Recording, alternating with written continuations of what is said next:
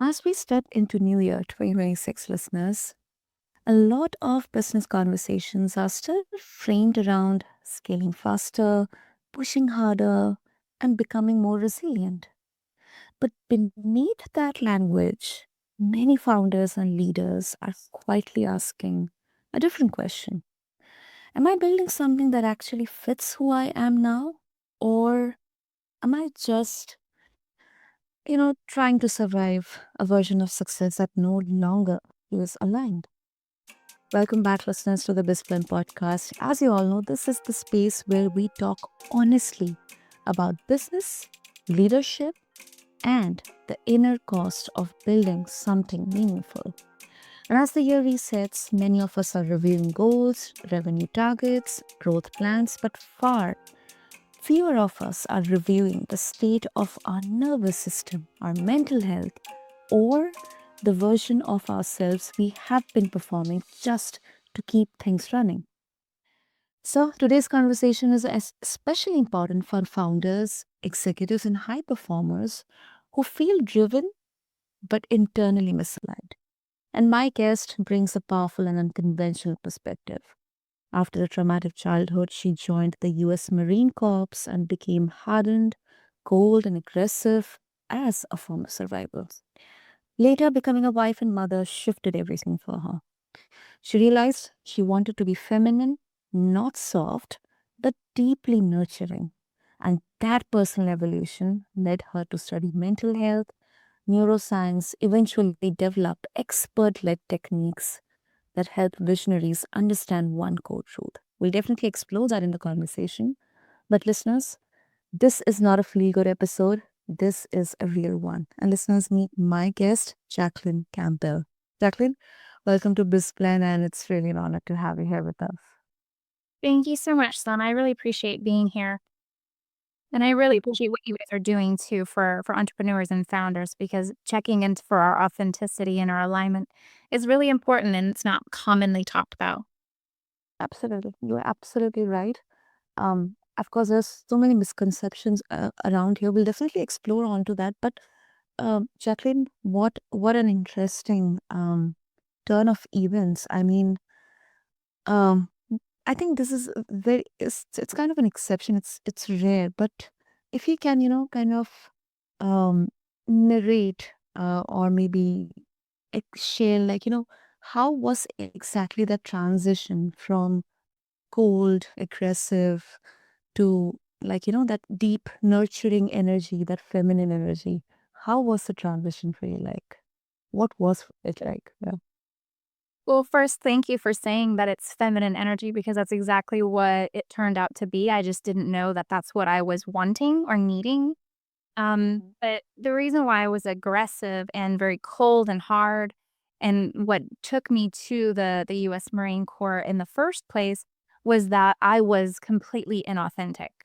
I grew up in an unstable home. It wasn't safe sometimes, and when you don't know that when you don't know when you're gonna be safe, you end up becoming very hypervigilant.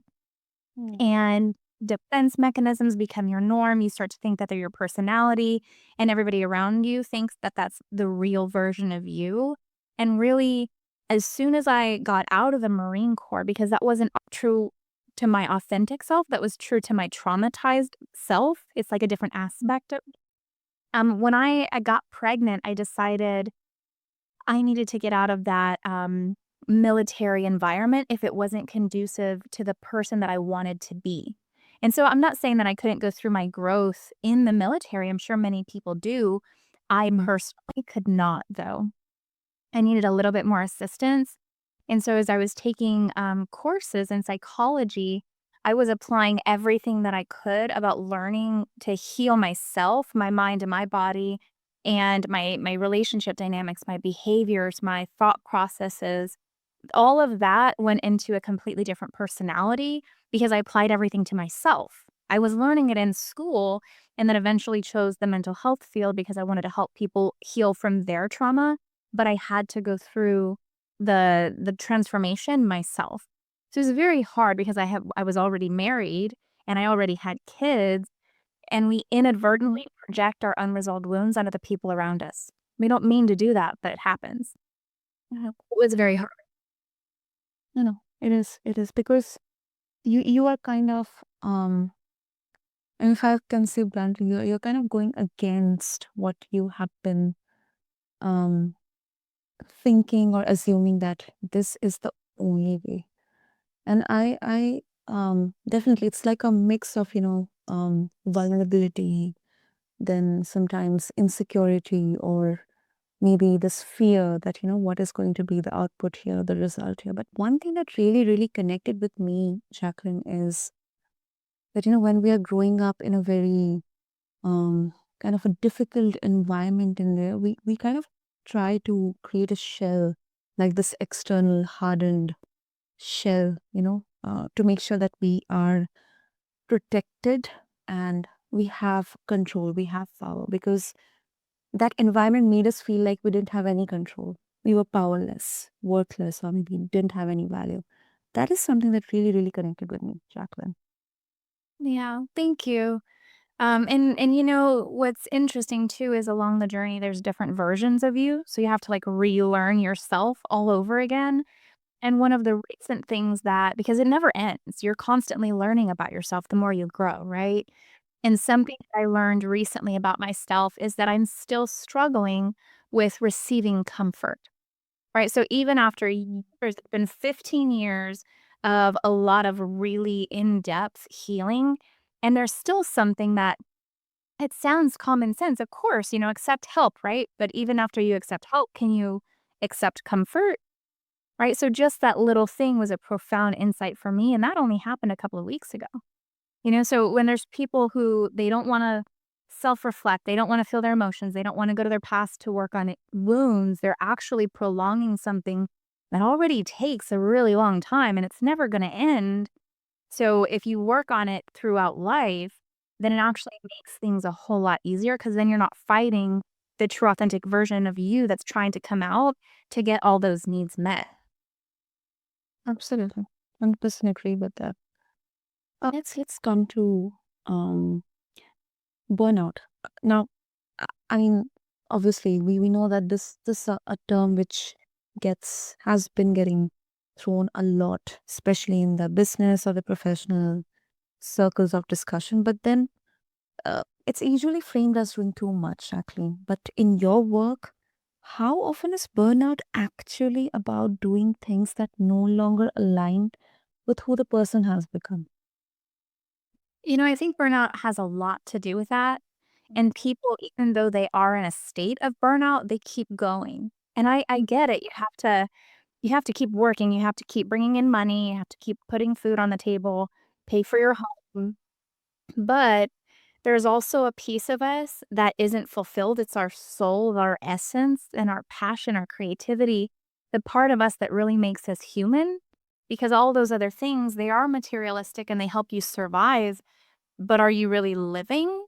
If you have all your basic needs met, but you're not fulfilled, it still leads to burnout, right? So you can be, not content, but still have everything that you need. And I find that very often in individuals who do not shift their external reality, their work, dynamics in their relationships, their hobbies and habits as their internal shifts. Because life will put you in situations where you have to internally shift and it shakes you up. It's very hard, but you have to work on that, and then when you integrate it, that means that not only have you fully embodied it with yourself, but now you're applying it to the areas of your life that you need to make the changes, and it helps without burning out or it helps to not burn out if you do that. Hmm. Hmm. And to some extent, yeah, I also believe that sometimes we need those critical, crucial moments. They really help us in giving us this mirror that we kind of are sometimes forced to look and kind of explore, see exactly what is there. And I think those are some of the most important learning moments in that we have to actually accept, and it helps us also bring into this awareness kind of phase that you have to know yourself deeper and deeper. Right. And that mirror analogy that you're talking about, I use that a lot too because as you're working on yourself, your nervous system goes with that, right? It's what's creating your entire reality. All of your senses are filtered through your nervous system, so this is what's creating your experience. And so you're working on that and you recognize that there's some kind of shift, being able to fully embody that and then, um, integrate that into your reality, you're evolving as a human, and it goes in different phases. So if individuals understood that that's the whole purpose of life is to evolve and go through these different phases, it would make those periods of self-reflection a whole lot easier. Because if you're not working on yourself and you have this self-reflection, all of a sudden it's a surprise and it hurts because your internal mirror is starting to turn and show you the more authentic version of you. If you're not ready to see that, it's gonna be very traumatizing realizing the kind of person that you are or that you've become because it's fake.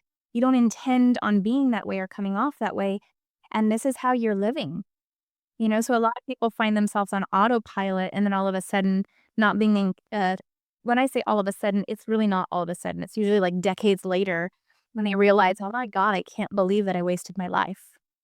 It's because their nervous system was trying to grow and integrate the real authentic version of themselves, and the internal mirror didn't get a chance to turn because they just kept moving so fast and distracting. So when it finally turns, it's like they're smacked in the face with their reality, and now they don't know what to do with it. Absolutely.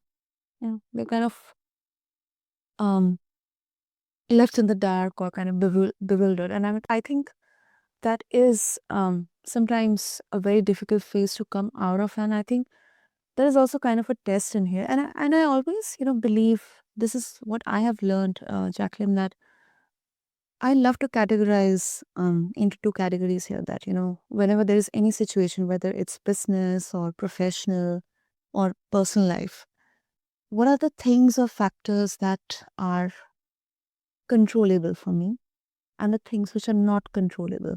So, like, I always try to like mentally categorize when I'm maybe thinking or reflecting upon or doing self introspection. And I always believe that, let's focus on the things or the factors which you can control. Control in a sense, at least you can work upon them, not just kind of dictate, but, more in a way of work upon them. Right. I love how you said that, Sana, because you are very right. If we can distinguish the two, it helps in every area of our life because true wisdom comes when you realize what you don't have control over and you let go of it, right? So one of the main things, well, there's so many, but one of the main things that you do not have control over is other people and other situations. If it's external to you, the best thing that you do have control over is your choice and how you're going to address it, right? And this empowers us. However, when it comes to the things you do have control over, which concerning you, yourself, what you think, what you feel, your behaviors, your habits, you actually have so much more control than you think. Because if a thought comes up in your mind, you do have a choice on what you're going to do with it. You can say, no, that's not for me. Or yes, I'm going to let that be part of my narrative because you can shift your mindset with conscious, intentional thinking, right? The other thing is your daily habits, your hobbies, your schedule, who you're in relationship with and who you're not. You can make those choices. They're hard, but you can make them. And then your work environment too. You can choose to leave. You can choose to stay. You can choose to work harder to get promoted. Or you can say, the money's just not worth it. So I'm going to stay where I'm at. you know, Exactly. Exactly. But I think priorities is one of the things that we need to amplify because we always have choices and your choices are always within your control, even if they're very, very hard choices. Mm, right. And kind of a more of a nuanced take, So, Jacqueline, some business leaders, here would push back on this and would say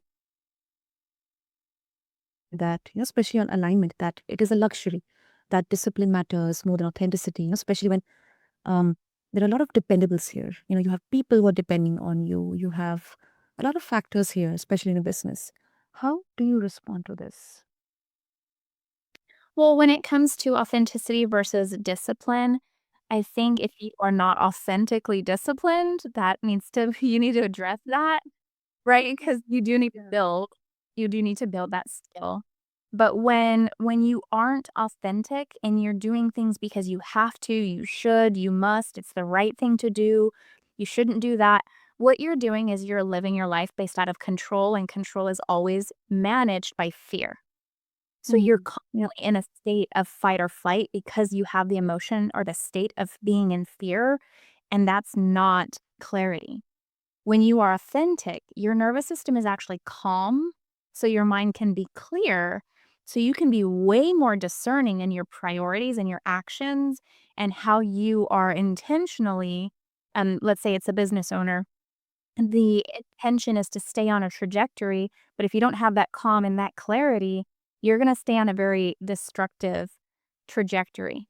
Where if you are consciously, authentic, then you can have the discernment to say, I know this has been a great job for everybody. Thank you so much for putting your work into it, but it's actually not the best fit for us, so we have to pivot."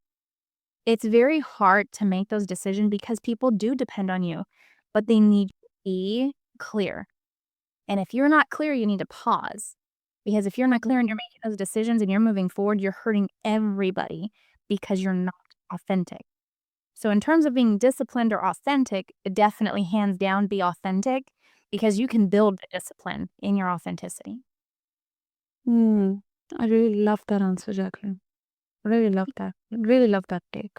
Yep. So before we wrap up, there's this growing trend, where unfortunately, like people use nervous system language to justify disengagement or underperformance, sometimes accountability. How can we, or how do we separate healing from avoidance? Right. Sana, thank you so much for asking that question because you're absolutely right. Your emotions are not supposed to be something that's an excuse. Your behavior is still your behavior, and we still have lives to live, responsibilities, and we have to take accountability. The best thing for us to do is to feel and acknowledge our emotions with controlled behavior. So if I'm angry and I'm screaming and yelling and throwing things, I need to check that. I need to observe it. I need to reframe it. I need to feel my emotions to release them, not unload them onto something else in a destructive way. However, if I'm suppressing my emotions, chances are they're going to explode. So that's why usually that behavior ends up happening like that because it's been so suppressed. It's like a balloon. You blow it up, it's going to pop. But if you blow up that balloon, like think about it like the balloon as if it's your body, but you decompress it, the balloon never pops because you decompress it as it fills up. So in the workplace, people need to talk about emotional language as if it's a real thing. This goes into shifting your culture and the leaders being more emotionally in tune with themselves. Therefore, they can naturally become more in tune to the people around them. What this does is picture that same situation. Somebody fills their entire body with anger and rage, and they tell everybody in the room, let's visualize a meeting, right? And this person gets angry and they say, hold on, everybody. I'm angry. Give me a second. And they slow down. The whole room just gives them time because that's what we need is space. And they take a couple slow, deep breaths. They ground their energy because it's aggressive energy. What happens in this moment is not only is it self-regulation because they're validating and they're feeling their emotions and they're holding space for themselves, but they're providing modeled behavior for everybody in the room that this is okay to feel your emotions, to acknowledge them. Now I'm going to ground them. Then after I'm more collected, then I go back to the conversation in a more coherent state. Mm. The more organizations have this culture shift that emotions are allowed in the workplace and we can talk about them and acknowledge them, that does not mean negative behavior is acceptable ever. Because naturally, what happens in your body when you feel and acknowledge your emotions, they naturally shift inside of you. This Mhm. creates grounded strength and more neurological balance, meaning you can manage stress while feeling your emotions at the same time. This is how we're built to be, but we have to feel our emotions in order to do that. Absolutely. And this goes top down. I mean, we always try to, and that's how we kind of, set that distinguishing um thing that, learning from a leader or looking up to them, uh, you know, mentors, leaders, people, colleagues, or maybe managers who can guide us. Not maybe like ideal, ideally, or maybe kind of following their footsteps, but at least, learn from them, see from them. And it absolutely goes top down. So thank you for that, Jacqueline. And yeah, as we conclude, if listeners they would like to connect with you, what would be the easiest way for that? My website, drjacquelinecampbell.com, or they can find me on LinkedIn, Dr. Jacqueline Campbell, ND, LPCS.